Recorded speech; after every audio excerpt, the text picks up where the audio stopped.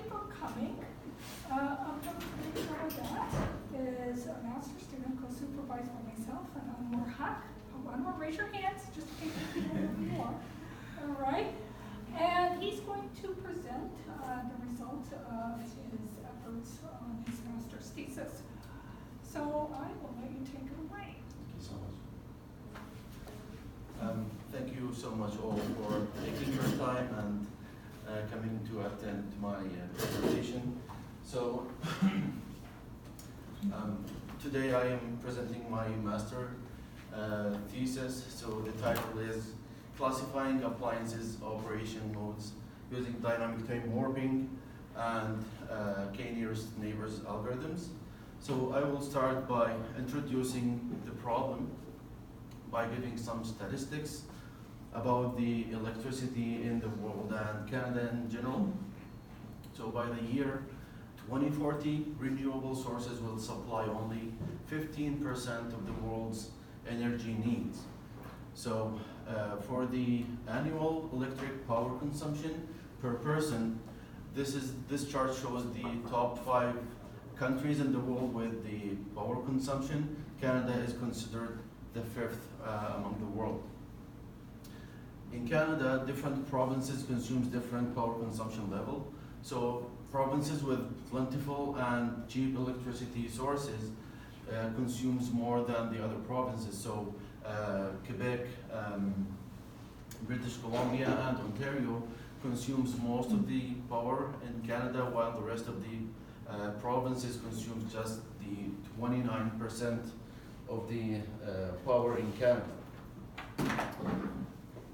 For the type of source of consumptions in Canada, 43% of the power is consumed by industrial purposes, 33% for residential, and 23% for the commercial. We will focus in our work in the residential purposes. So, regarding the percentage of hydro-generated electricity compared to the total power generation around the world, so USA generates only 6% of its power from hydro-generated electricity, Russia 16%, China 20%, and Japan is only 8% of its electricity, while Canada generates 60% of its power from hydro-generated electricity. So with these numbers, Canada is the world's second largest producer of hydroelectricity, 15% of its power generated by nuclear, and 25% by burning coals. So if we take a look at the average monthly costs for different bills in Northern America, we can notice that electricity bill is the highest among other bills like cable TV, natural gas, and etc. So the problem is, with the plentiful of conservable energy sources, electricity prices goes low, and therefore people get bad consumption habits with the electricity consumption, and then high electricity usage will happen. So we are trying to answer the question of how to reduce residential energy consumption so that we can reduce the consumer spendings on energy and reduce the load on power suppliers, and of course saving the environment. So lots of proposals in the literature. So some of them is just for visualization and gamification feedback and socialization. Most of these proposals are depending on the psychological methods, which focus on behavior change of the consumers. What we are trying to do is provide another layer to process the consumption data of individual appliances in the house so that these solutions will be more customized and personalized to the consumer. Here in our work, we will focus on the feedback for the consumers. One thing we need to know is each appliance in the house may operate in one of different operation modes. So different operation modes has different running cycles with different power consumptions and different timing. So we need to know the characteristics of these operation modes. So for example, if we have this daily consumption power, so this represents 1 day of consumption for a single appliance, and we notice here that there is a bump here for a high electricity usage in this period of time. So this period of time is considered within the period of time where the electricity is high, relatively high and expensive. So what we are trying to do is two things. One, to shift this high electricity from this period to the period where the electricity is much cheaper. And the second thing is we are trying to lower the value, lower the power consumed from this level to this level. So the proposed solution that we worked on is by conducting a data analysis for an already available data set, so that we can determine the characteristics of operation modes for several appliances, and then analyze this. After analyzing this data, we detect the daily power consumption for certain appliances, to detect the activation times of those appliances, and thereafter we determine the operation mode for the appliances in each activation. So basically we are proposing two approaches. One is to process the household power consumption and use the cross-correlation algorithm to detect the turn-on time or the activation times for the appliances. And then we use two classification algorithms to determine the operation mode used in each activation for the appliance. So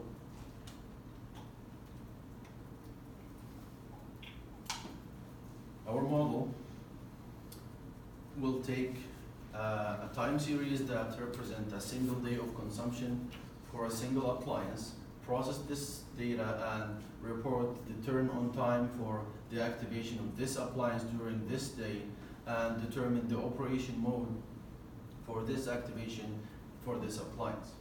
So the architecture that we used is based on a data set that we have. It's publicly available, and we do a data analysis for this data set. The outcomes of this data analysis is three things. The first one is a representation of the operation modes and the appliances and the running of the appliances over time.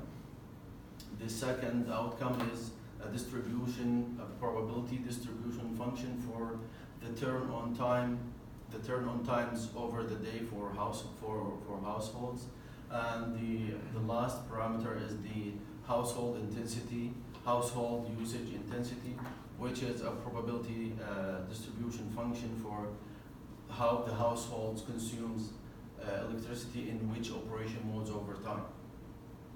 So then we use these outcomes to provide the simulator with them as parameters. So this simulator is capable of generating and replicating this data set with the behavior that we want to inject in this data. So after simulating the data, we use a detection algorithm, the correlation algorithm, to analyze daily consumption data generated by the simulator, and use the simulator to generate reference patterns that is used by the detector. Also, so the detector will produce the turn-on time set for this appliance. Then we use two classification modules to classify the operation modes. One is based on a signal processing methods, and the other one is based on machine learning. So each of these classifiers will take the turn-on time, the daily consumption function, and for the DTW it needs reference patterns that represent each operation mode for the appliance. The machine learning classifier is also takes the turn-on times, the daily consumption pattern, and since it is a machine learning based, we need the training set to train the model. Both of the classifiers will generate the class of the operation mode used. Now, I will present some background about the area. So, basically, electricity metering in residential usages uses two different types of meters. The first one is the general electricity meters, or the traditional ones, which just collect the data of the consumption for the whole house as a whole. The second type of meters is the smart meter, which is the updated version. The smart meter can communicate with sensors installed at the endpoints of the appliances in the house, and can collect the individual consumption for each appliance and store them in a storage and communicate them with a central system with the power supply. So based on these two meters, there are two types of data that we collect. The first one is the aggregated electricity consumption data, which is just the mains line, just the whole house as one number, while the other type is the disaggregated power consumption data, which is collected by the smart meters, and it shows the electricity consumption as a time series for each individual appliance. Last thing is the time of use tariffs, which are regulations insisted by the government so that it divides the day into multiple periods of time. Each period of time has its own pricing based on the demand of the power.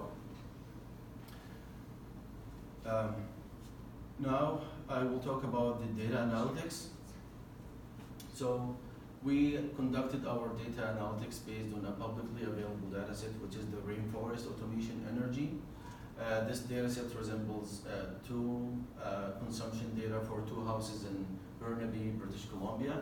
So the objective of doing this data analysis is to obtain characteristics that helps to formalize the behavior of each appliance, and then we can simulate the behavior later on.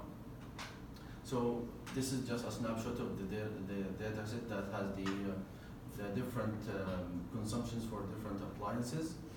So based on the data analysis that we conducted, we have three different categories for electric loads. The first one is the variable loads, which is depending on the behavior of the consumer. The second one is the timer based, which is regulated by a timing device like a thermostat that responds to temperature. And the last category is the pre-programmed, which is the appliances that is activated manually by the consumer, and it runs into different pre-programmed operations and it automatically shut off. An example of the timer-based load is the refrigerator. Here the refrigerator can run into multiple states: the cooling state, idle state, defrosting state, while the defroster is working. An example of the variable load is the lights or the lighting of the room. So here we show two different days of consumption for the lights.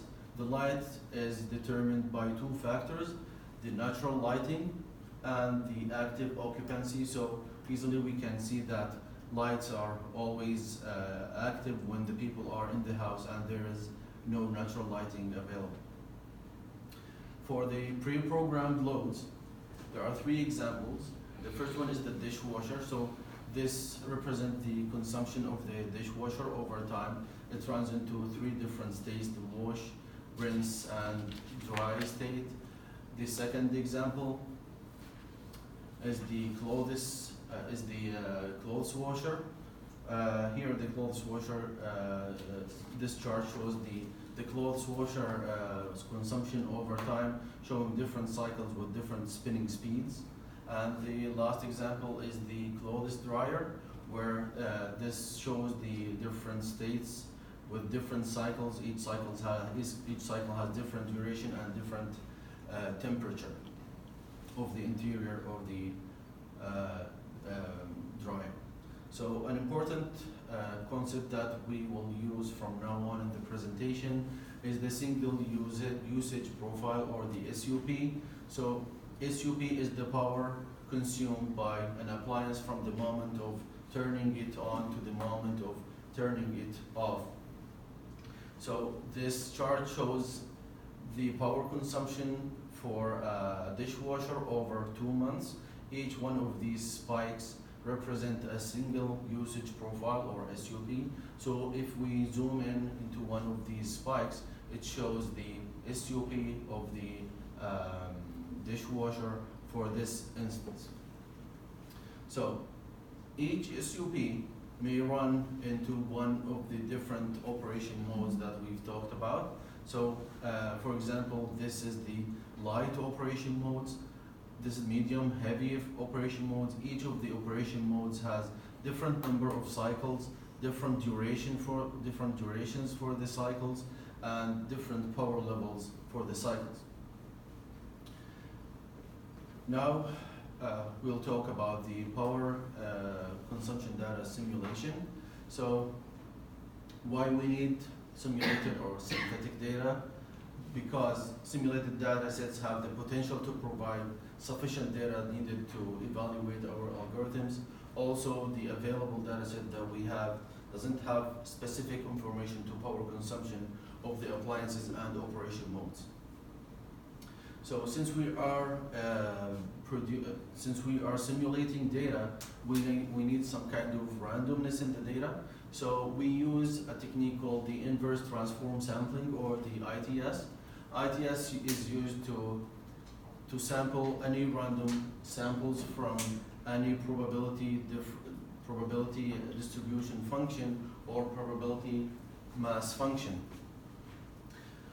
So the simulator that we are working on has 3 main parameters. The first parameter is the turn on time, which is a probability mass function that we concluded from our data set. So we use the ITS method to sample different times from this distribution function. The other parameter is the household usage intensity.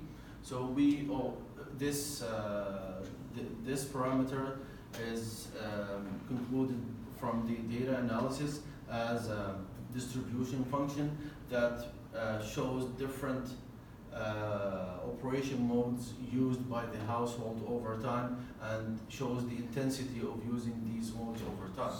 We also use the ITS method to sample these operation modes.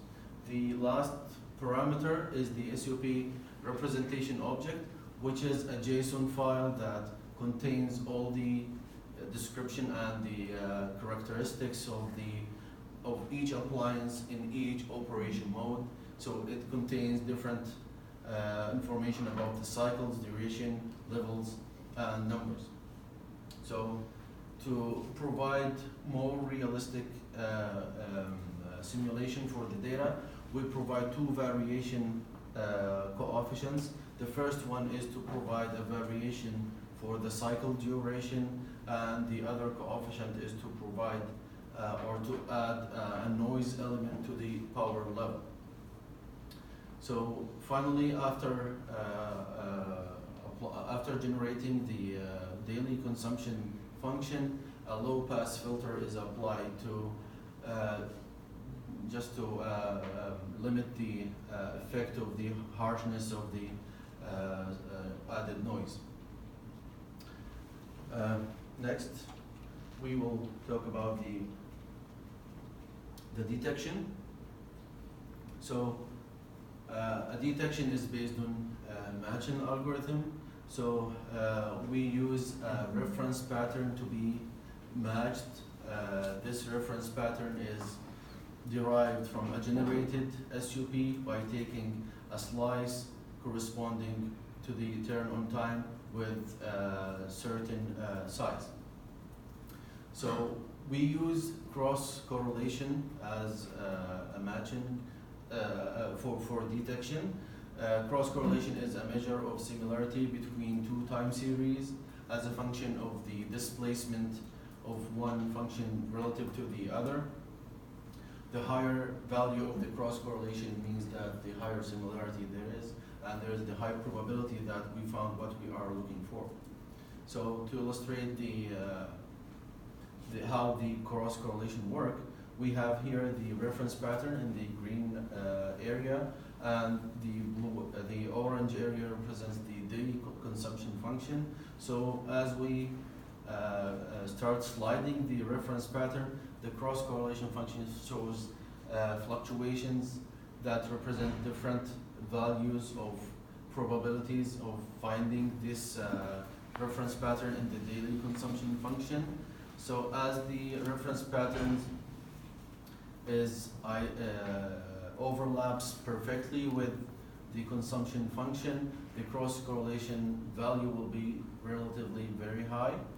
As the reference pattern goes out of phase with the daily consumption function, the correlation value will drop to a low value, and so on.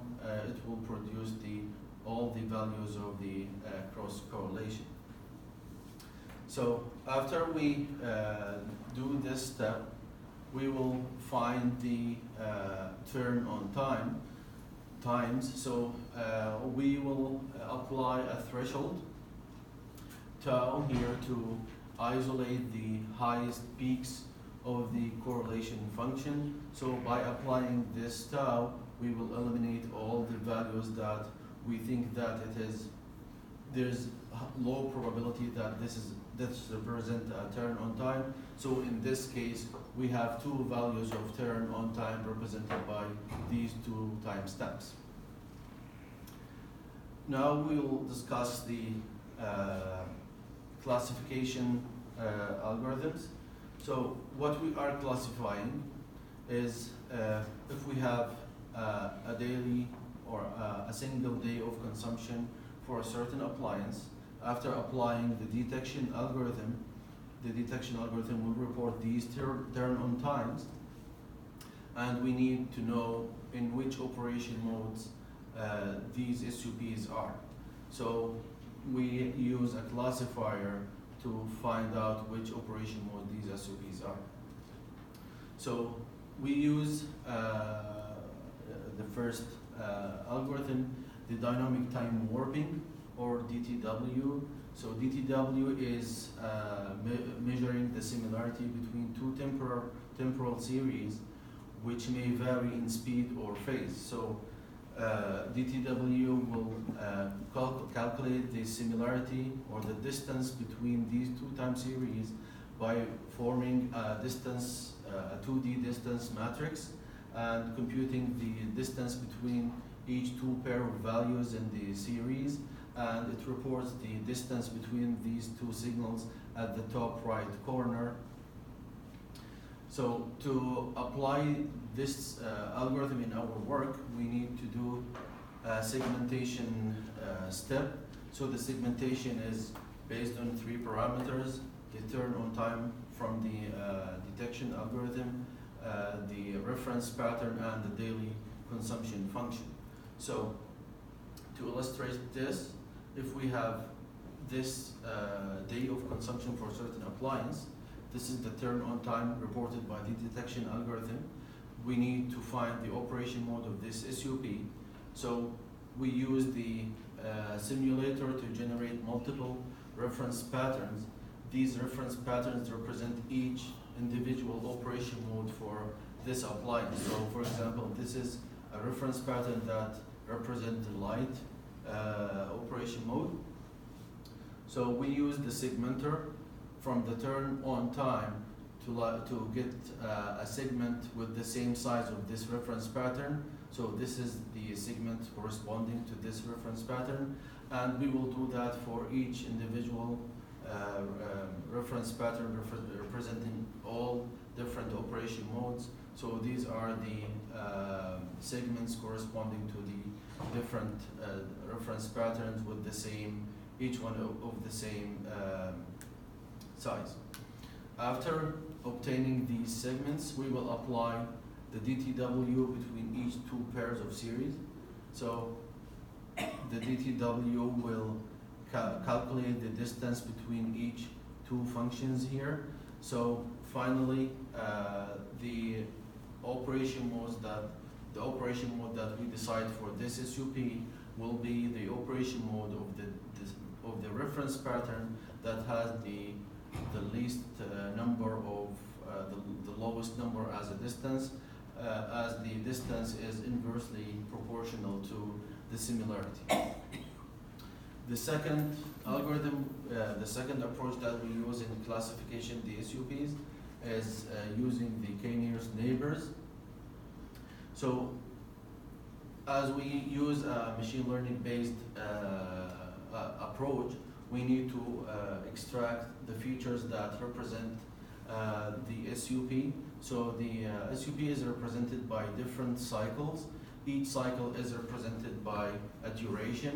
The duration is represented by two edges. So these edges are an abrupt change in the power level of the consumption.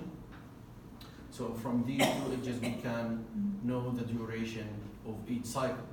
And the other characteristic of the cycle is the power level of each cycle between each two edges.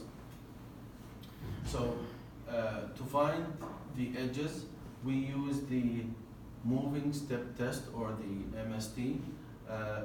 Moving step test generate an indicator function that indicates the likelihood of having an edge or not. So if we have this consumption function for certain SUP, and we run the moving step test, this will be produced by the MST as an indicator function. So as long as we have a high value for the indicator function, this means that we have an edge here in the consumption function. So to find out these exact edges, we apply a threshold to the indicator function. So after applying the threshold, we will have multiple periods of time.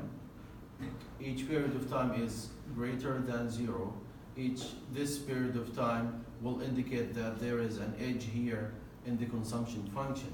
So since these are just indicators for the edges, and these are just periods of time, there is no certainty for it, we call it a thick edge.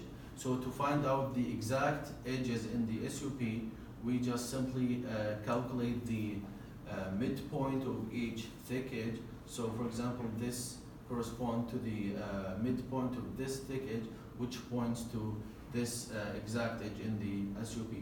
So by finding these edges, we now know the duration of each cycle.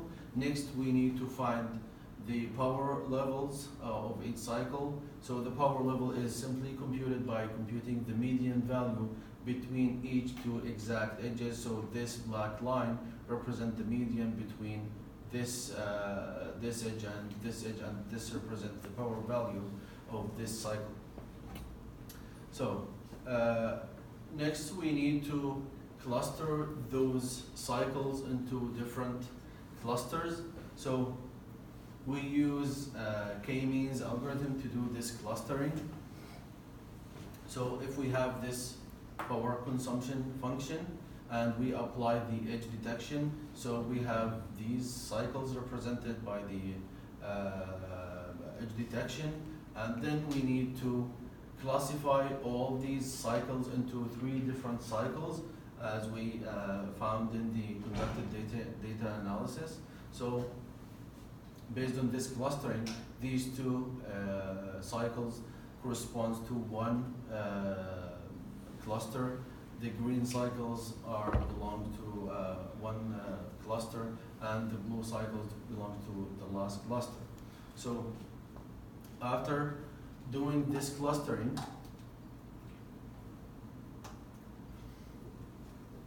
we need to form the feature vector that represent the SUP. So what we are trying to do is to combine all the different cycles belongs to the same cluster together to form like a big cycle. So after doing this combination, we will find these cluster as all the cycles together. So to form the feature vector, each feature will represented by a cluster. So the feature value will be represented by the total duration for all cycles multiplied by the value of the centroid of the cluster. Here the value of the centroid is represented by the average value of all the power for all the cycles in this cluster. After formulating this feature vector, then we can use the k-nearest neighbors to classify this SUP into one of the operation modes associated with. So for our implementation, we used Microsoft technologies for our implementation. We have 3 endpoints here: the database server, the web server, and the client. So we used Microsoft SQL Server for storing the database, and we used the IIS web server to run or to host our web application. We used ASP.NET and C# as a programming language, and we used the MVC design pattern and the N-tier software architecture. And we used in the client side, we used jQuery, Ajax, and Bootstrap. For the performance evaluation, we'll start by evaluating the detection algorithm. Here we have 2 evaluation metrics. The first one is the number of detected SUP in one day, and the other metric is the time difference between the actual and the detected turn on time. So here we assume in each test that we have a single day. In each single day that there's one single activation of the SUP of the appliance at a certain point of time. So here we see the impact of the reference pattern size on the number of detected SUPs. So when the size of the reference pattern is relatively small, less than 400, the detection algorithm will report large number of SUPs. But when the reference pattern get big enough, from 400 to 1400, the detection algorithm will report the correct number of SUPs, which is 1. As the reference pattern go beyond this number, it will not detect anything, and it will report a 0 number of SUPs. Here we'll show the impact of the reference pattern size on the detected turn on time as a time difference.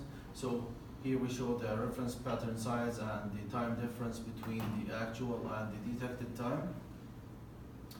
We can see that there's fluctuations in the time difference, except for this duration from 700 to 1100 samples, which in this case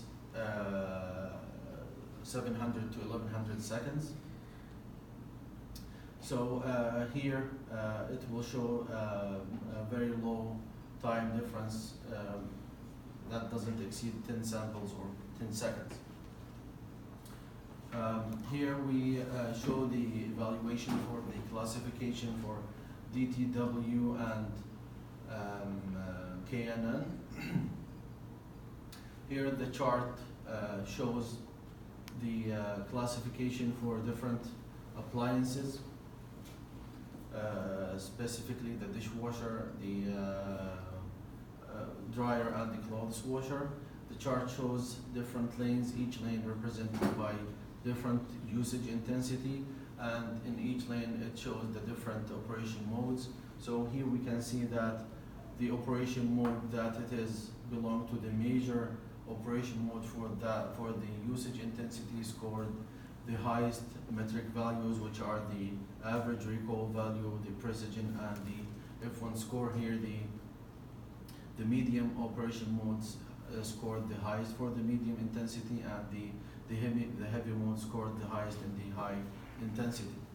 And for the results of the classification for the 2 algorithms, here it shows the average recall, precision, and F1 score for the 2 different algorithms that we used, and it shows the different appliances that we used, we can see that the KNN scored higher for the clothes dryer, while the DTW showed higher metric values for the washer and the dishwasher. The limitations of our model. First, modeling the consumption data is limited to the data that we only found. The simulator assumes a generic form of the SUP regardless of the manufacturer. The detection assumes that the start of the operation mode is always the same. The formation of the feature vector for the KNN classification neglects the order of the cycles within the SUP. And finally, the detection and classification works on a daily basis. So if there is an activation that spans 2 days, the model cannot classify it.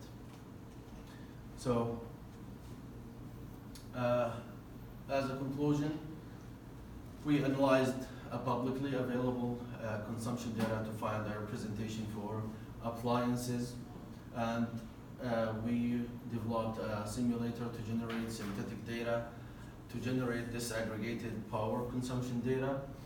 Cross-correlation is used as a search algorithm for searching for the activation times for appliances during the day. And finally, we used two methods, the DTW and the KNN, to determine the operation modes for each appliance activation. Before I conclude the presentation, I would like to thank my professor, supervisor, Hana Lutfiya, for her endless efforts and time consumed by me and for being patient with me. Also, I would like to thank Professor Anwar for his advice and continuous encouragement. Also, I would like to thank my parents and my family back in Jordan for their support. And also, I would like to thank my family here, my wife and my little kids, for being with me all the time. And thank you for all for attending my presentation. Thank you so much.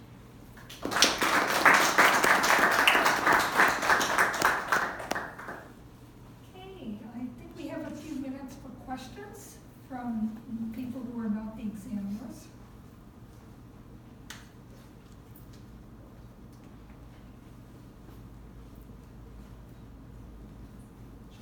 One's polite today.